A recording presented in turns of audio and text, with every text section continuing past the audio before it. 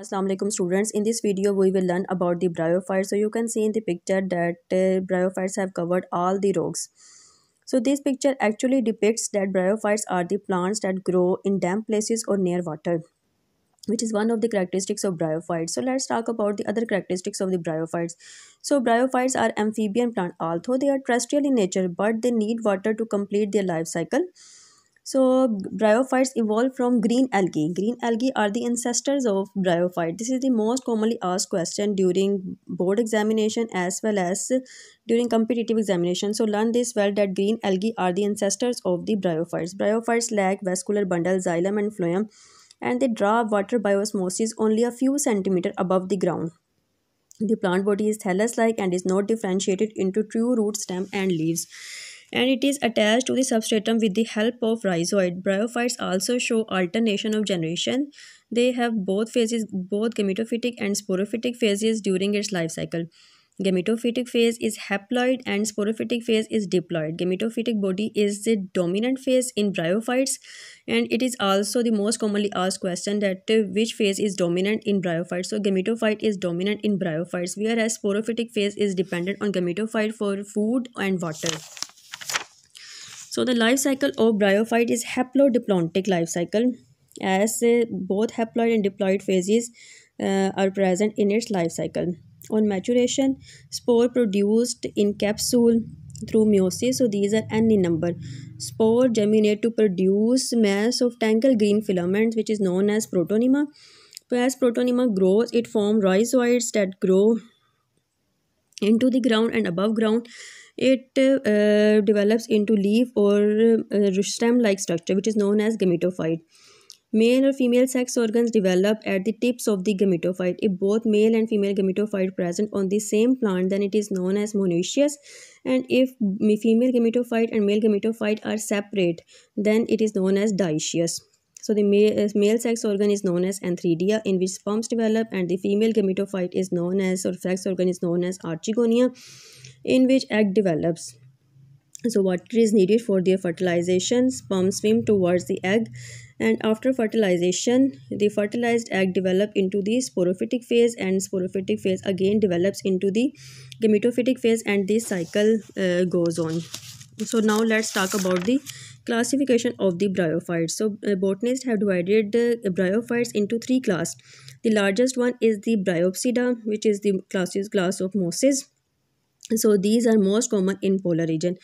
Like all bryophytes, it also shows alternation of generation. Gametophytic phase is dominant, and it consists of protonema like structure or leaf or stem like structure, whereas sporophytic phase is divided into three parts: foot, seta, and capsule. Foot is embedded in the rosette leaf, and spore produced in the capsule, which on germination develops into gametophyte, and gametophyte again develop into the sporophyte.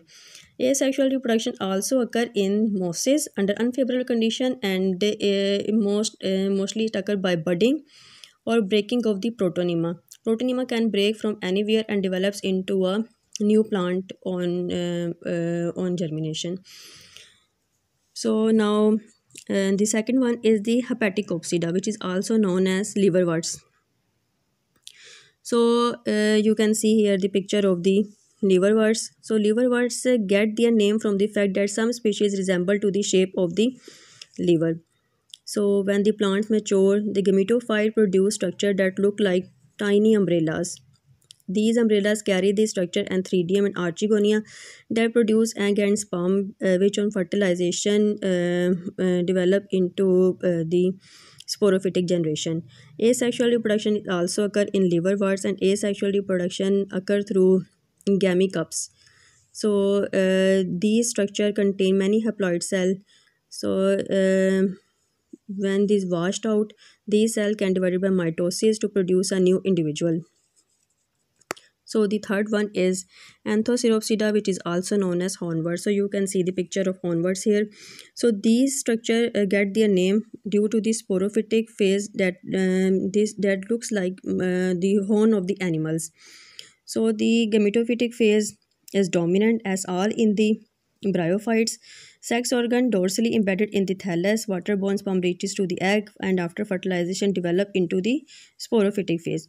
Asexual reproduction occurs by fragmentation of thallus. Thallus can break anywhere and develops into a new individual. So in the end, let's talk about the most commonly asked question about bryophytes. This it will also help you in evaluating how much you understand this lecture. So the first one is, how is water essential in the life cycle of bryophytes?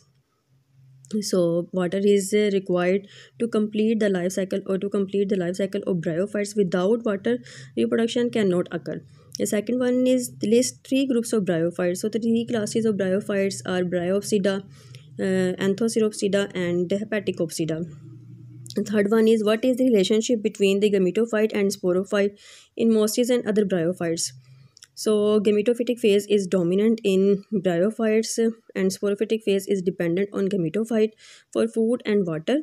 And sporophyte develops into gametophyte and gametophyte develops into sporophyte, and alternation of generation is here. What is an archegonium and antheridium? So archegonium is the female sex organ and antheridium is the male sex organ. However, these structures are important in the life cycle of most. So these are very important structure for survival and spread of bryophytes. So the last one is, which characteristics of bryophyte is responsible for their small size? So the lack of the vascular bundle xylem and phloem is responsible for small size of bryophyte as they absorb water by osmosis. So hope you understand the bryophytes through this lecture.